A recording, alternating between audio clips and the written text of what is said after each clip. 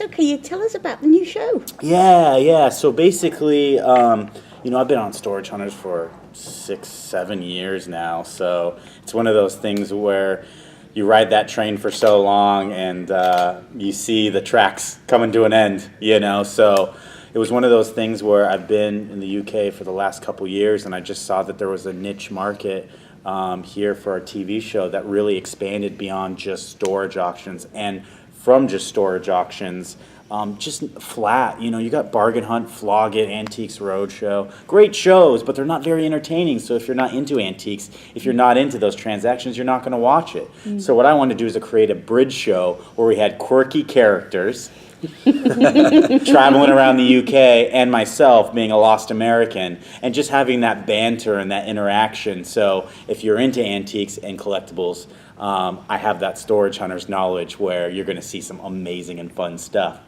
But on the flip side, even if you're not into it, you can just see the entertainment value of, me getting punched in the face by Ricky Hatton's best boxer, or watching this guy eat a scorpion. Anything will do to get the job done so we can make some money, right? No, definitely. I think the UK is prime for it. There's not much in the UK at the moment which is sort of off the wall. And you know how much the Brits like off the wall. Yeah, definitely. Exactly. I mean, I saw you back in about March time at Wales Comic Con, and Yeah. you had the car and the Quest thing, and I couldn't find anything online, and now all of a sudden Exactly, it's everywhere. exactly. And it's one of those things where I'm an anti-celebrity, if you will. I'm the one that will go out on the street and promote everything. That car is my car. It's not a show car. A lot of times it's my daily driver when I can afford the petrol bill. But it's one of those things where I will literally I will open up a cafe, a coffee shop, and I'll go to the largest Comic Con in Europe and everywhere in between to try to promote the show, because I think it's such a valuable and great show, and it's something brand new, and it's going to completely change that genre of television. So it's just one of those things where you got to preemptively say people will get on the, people will watch the show, they will believe it. So I kind of compare it to us building the Ark. People looking at you crazy, like saying, "What are you doing?" And when we know it's the storm's coming, So it's done great when it just aired a couple weeks ago. Once again, total underdog story for us. We're up against a little show called, what's it? Great British something. Bake something? Yeah. I think they tried the Great British Bake Off. So it was Jesse and Blakey versus Mary Berry and the Great British Bake Off.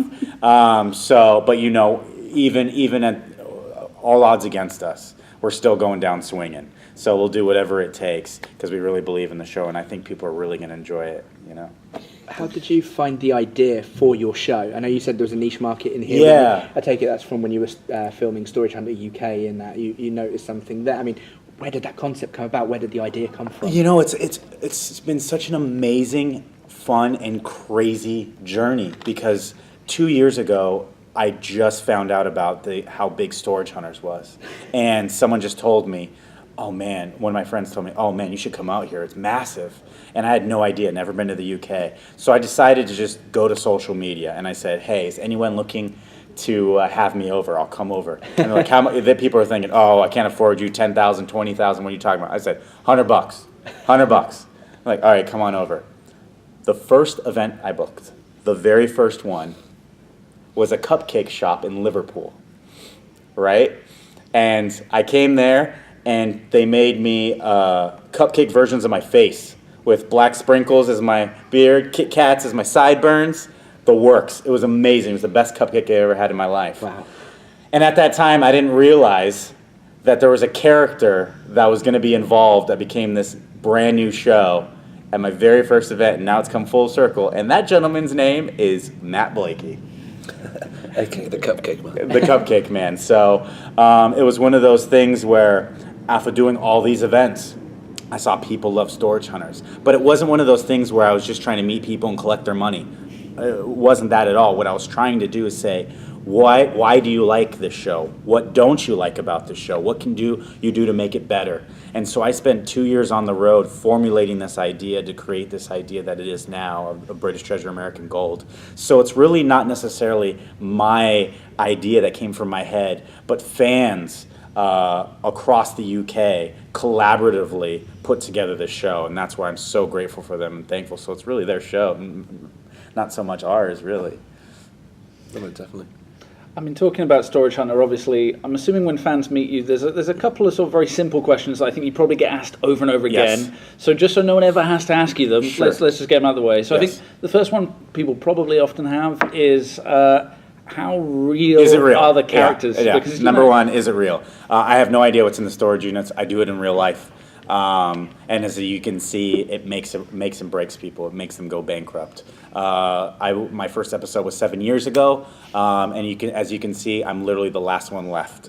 So you can see, you can make a ton of money, you can lose a lot of money. It's like poker. You have the same guys that keep on winning, but there's the other million who've lost it all. So in terms of, back to your question, that was the other point of when I want to separate, when the UK version and another versions came out. There's so many reality shows these days that are so far from reality. And that's what I really wanted to emphasize with British Treasure American Gold, is that it was all reality. It was real. It was me spending my actual money. So when you see me buying items, you're actually seeing if I really got the skills. Because I can tell everyone all day long, I'm the resale king. But if I'm not making any money, I'm going to be the furthest thing from it. So I'm putting my money where my mouth is. Am I truly the resale king? And I think this first season, once you see it, I would say mission accomplished, yeah. I think the biggest stressful one was when you're spending £9,000 on one item and you realise the reality when the camera stops. I mean, Jesse sat there and he goes, I've just spent £9,000. And I said, yeah, I know, mate. Because I wasn't expecting to spend that kind of cash. And it was a bit of a shock for you. But we both knew that the investment was a good investment. Going back to America, it's going to be a really good investment. It's a lot of money to sort of shell out in one go, 9,000. Yeah. Do you see them sell the items in America as well? That was exactly why I had so many times where people say, and it goes along the same questions, is anyone can point at something and say, oh my gosh, that water bottle, I can make $10,000 from it. Oh, this magazine, $5,000, People can make up random numbers all day long. So I want to emphasize that when I buy something for X amount of dollars, how much am I going to truly sell it for? So that's exactly what we show. And that's why it's British Treasure, where I'm buying in America. But you see at the end of the show is the American Gold side, where I'm actually trying to sell it to my customers. So you're seeing both sides of the fence. And I think that's what's the most important part about it, is the whole gamut of the resale game. And it's really interesting. It's intriguing people to actually do it as well. Because now I'm not getting questions about, do you hate this couple? You remember when you won this storage unit? It's, hey, can you teach me something about your buying and selling? And that's what I love the most, is when we get back to reality, it's actually useful information. It can be entertaining, but it's also useful stuff.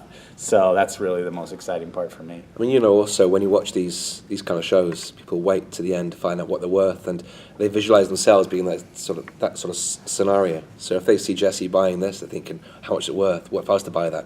Can I make that out of it? And they become part of the show. And that's the beauty behind a good reality show, is because you become sort of submersed into it. You then become part of that sort of living. So when you wait for the show to air every single week, you then become part of that sort of family unit, part of our show. I mean, Jesse, like you said, obviously you are the last man standing from the Storage Hunters. I mean, I guess the obvious question people probably have is, what is the thing that has allowed you to do that? What is the key piece of advice you would give people if you're trying to teach them the skills that you clearly seem to have? Yeah. I tell people the same thing every single time, is if you want to get into resale, only buy and sell things you like. Because when you start getting into things that are ridiculous, or I've seen so many people buy 10,000 saucers because they think it's a deal, and they'll sell 10% of them, and they're left with 9,000 saucers, and they're going, what do I do with this? And they go bankrupt, they go bust. Whereas for me, and this is where my nerd side comes in, the very first thing I bought in terms of resale was Super Mario Brothers 3 on the NES. My very first thing I bought. I bought that, I made $9 profit, and with that earnings, I bought 3 more games. And from those 3 games, I bought an NES system. And from that system, I bought a stand-up arcade, which was Space Invaders. And from Space Invaders, I traded it for 3 more games. 6 months later, I had 3 locations all across the Southern California, making me $1,000 a month. And that was just for me doing something I enjoyed from that one video game as a 13-year-old kid. So it's one of those things where, say halfway through I didn't want to do it anymore. I was a 13-year-old kid with a big pile of video games. happy days, right? So I think that's really going back to your original question. That's the most important part for me. If you buy and sell stuff you enjoy, you're never going to get tired of it. So once you go from there, you can expand to a multitude of different ways. I think obviously anyone who's been doing it for as long as you has their high points, but you also have your lows. What's been your lowest point? What's been your biggest regret, though, the one time when you really beat yourself up afterwards? I think it's one of those, you have ideas, and the thing is antiques also have trends. Or if there's fashion trends, there's also trends in terms of, do people like this? Is this hot right now? It drives up the price. And I've had moments and regrets where, dang, I had an opportunity to buy a Ferrari for $20,000, where now I could have sold it for 45,000 quid. So there's moments like that, and not to mention just outside the cool factor, the money factor right there. So I think for me, it's always missing the wave, missing when it's hot is always my regret. And I've certainly bought storage units in the past where I immediately regret them. $2,000 on a storage unit full of empty boxes that I thought were full of electronics and video games, systems, and all that stuff. If you put video games anywhere available to me, I'm going to try to buy them. That's my vice, unfortunately. What's it been like with the going to car boot sales, that kind of thing in the UK? How does that compare to what you've done in California and America? Colder.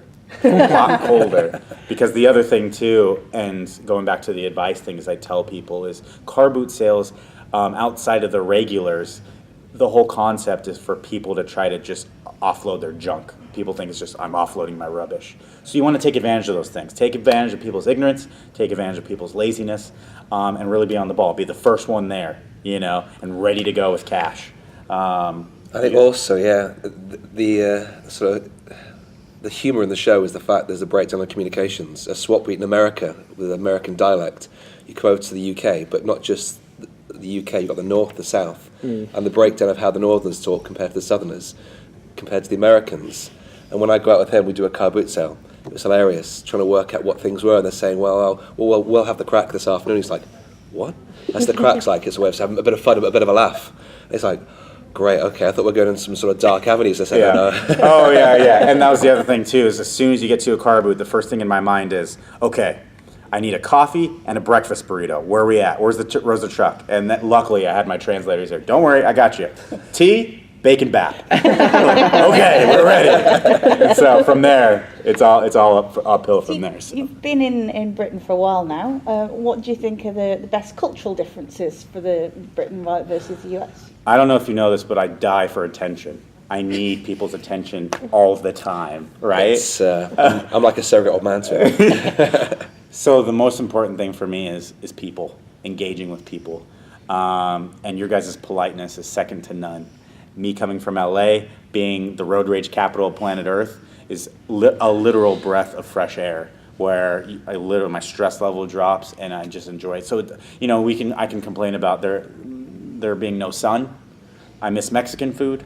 But at the end of the day, I think it's my engagement with the people, the fans, and everyone up and down the UK. It's just been so welcoming and warm to me being here, which is awesome. So I'm forever grateful for that. And we're working on the Mexican food bit. It's Please. getting more popular. Please. I was going to say, we've literally tried to swerve them away from the British palate. We've got Chipotle.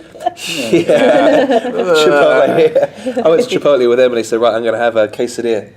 And I said, okay, great. And then I added beans, and this is like, right, forget about it. I'm never taking you anywhere again. That's it. I think one thing I'm curious about is, obviously you talk about, when you're going in these situations, you're essentially trying to take advantage of other people's ignorance, and you're trying to get bargains and sort of, I guess, being under the radar. Yeah. Does being one of the most high-profile resale personalities on the planet interfere with that? I mean, when you're in situations, even in the UK now, do people see you and think, well, he's interested that, he knows something I don't know, there you go, stick a zero Absolutely. on the end. Absolutely, 100%. When I got into Storage Hunters, I knew exactly what was going to happen. I was killing off my own brand.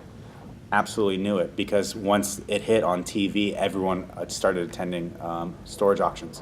When I was going to them, 15, 16 years old, there would be anywhere between 5 and 20 people at any given time. Once the show aired, there was anywhere between 150 and 200 people at any given time. I even heard, and where I knew I could no longer do storage auctions, is when I lost a unit that was way overpriced, and I heard a dude call his wife on the phone and say, "Honey, guess what? I just outbid the guy with the sideburns from the storage show." And she said, "How much money did you make?" And he said, "I lost 500 quid, but I outbid the guy from the storage show." And it was hilarious to me, don't get me wrong. But at that point, from a dollars and cents and reality set in, I knew I had to change the game. I had to change. So it's not just I'm sticking with this. I have to constantly evolve, especially being in the UK with a new show, because I'm constantly learning on the fly. I'm in a brand new country. Just because I'm an expert in America doesn't mean it necessarily can translate here in Britain. So that's what I focus on, is learning as much as I can. So that's when I've moved on to the car boots. And all the different types of auctions, stately homes, you name it, I'm going there. So it's been a transition, but the one good thing about Britain is it's steeped in history. You know yourselves that there's so much. I mean, our history goes back thousands of years, whereas unfortunately America's goes back, what, 10 minutes, 15 minutes, 20 minutes? Yesterday. Let's call it an hour. Yesterday. So their history is almost like non-existent, whereas with the UK, there's plenty. So you're so open to finding the little nuggets of treasure. Literally is. You don't know which house you're going to walk into, which shop you're going to walk into. And we know fully well, when you take it back to the States, something that's worth tenner in the UK, everyone wants a piece of British history. They all think they're all related to us. Everyone thinks they know Steve from Liverpool. So indirectly, we're all related. So when you take it over there, they're buying a part of their own history. So everything doubles in value, triples in value. Absolutely. I'm being told we have to let you go and look for more treasure, so thank you so much, Yeah. guys. But it's Thank you. been perfect. Thanks. Thank you very much.